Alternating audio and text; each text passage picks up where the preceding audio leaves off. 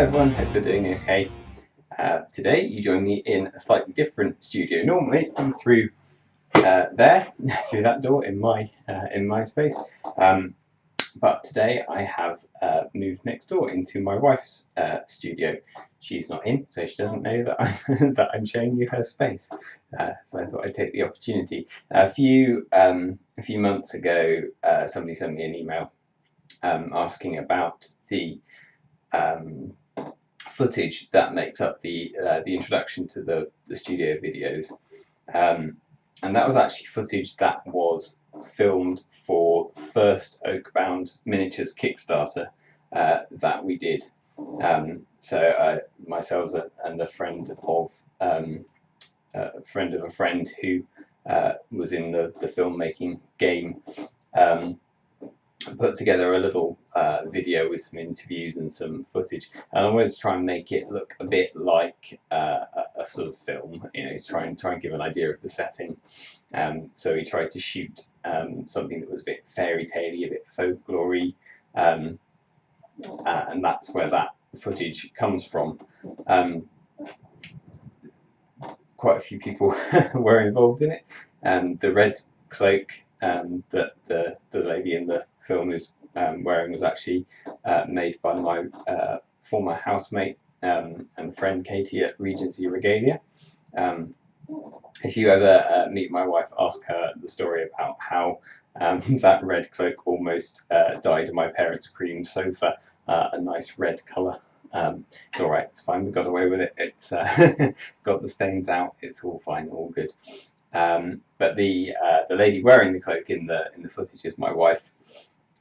We've been married for just over 5 years now, and together for just over 10. So that's been very nice, and she's very tolerant.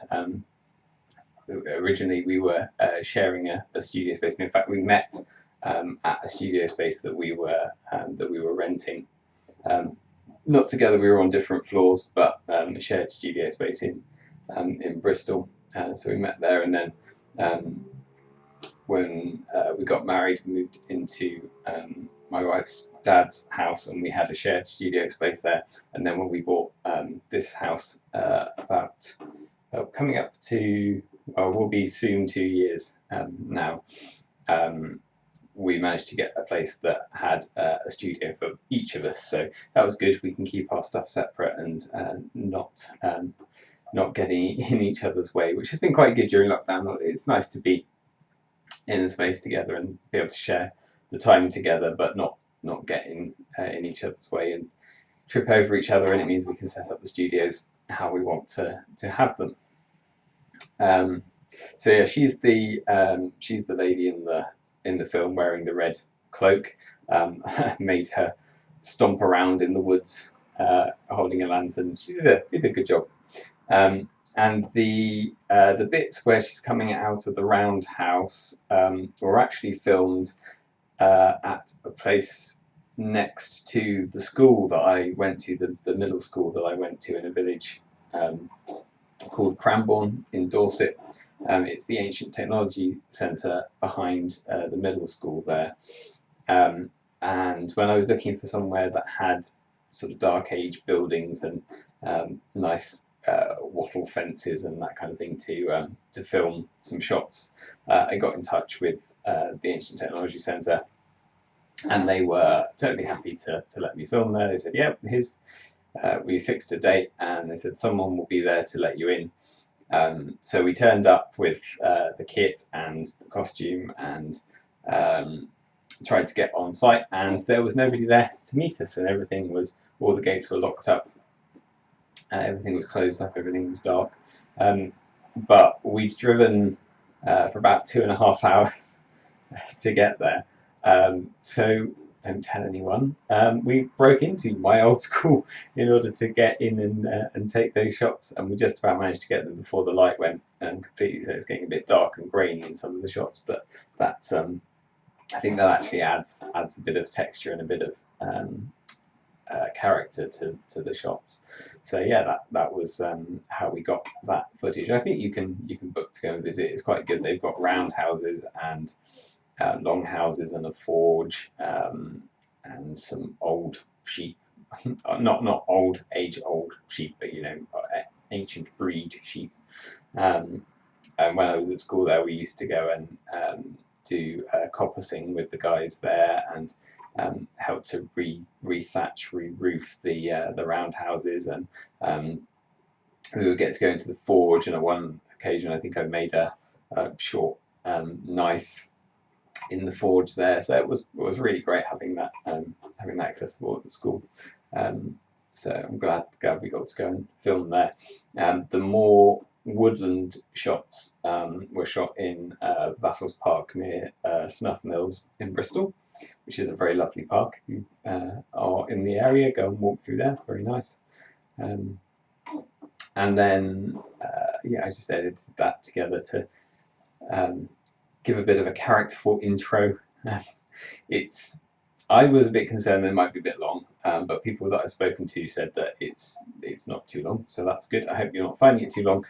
If it is too long, an introductory video, let me know that you think that. I don't necessarily think that it needs to be as long as it is. Maybe once we've done this for a year, I'll trim it down and use a shortened version. But at the moment, that's some of the footage that we've got. The music that's playing in the background of the intro was composed for Oakbound by another friend, the lady of the minister of the church that I used to go to. So I gave her some references, some kind of Celtic folk rock stuff that I liked the sound of, that I kind of wanted to emulate for the Woods music. And that was what she came up with. So obviously that's a shortened version for the intro. But yeah, she came up with, I think it's about 3.5 minutes, possibly a bit longer than that, the whole piece.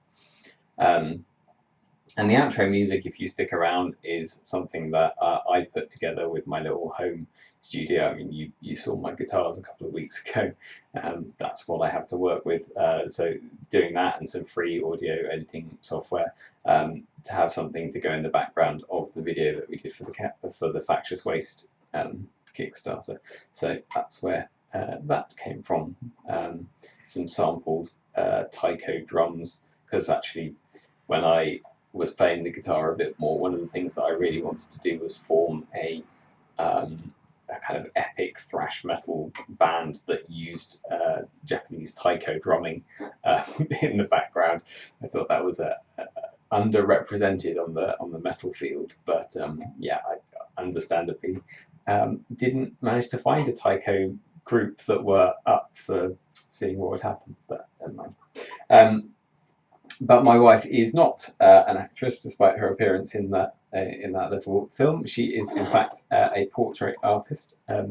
You'll see some of her work in the Woods book. She did some black and white pencil stuff for me. She's very good at getting on board with doing some free artwork, which is nice, but I don't like to impose too much, demand too much of her, because she's got her own commissions and her own work to be getting on with. And actually, if the earliest thing that Oakbound did as Oakbound was a game called Tripods that I mentioned previously, was a War of the Worlds board game, and she did all the colour artwork, the oil portraits for that, which was great. Absolutely fantastic art. It would have cost me an absolute fortune to get that done by another artist, but don't tell her that, or she'll want the money. So this is an example of her work. This is what's going on in the studio at the moment. I'll put the link to her website on subject box. Is available for portrait, human and pet portrait. She also does abstract bits and pieces. She sells abstract originals through her website. So if you're in the market for some portraiture, or you want something to hang on your wall to look pretty, then please do get in touch with her. So I hope you've enjoyed this little break from being in my studio. I'll be back there next week with something else. Don't know what. Anything you'd like to see, ask me. Okay, take care.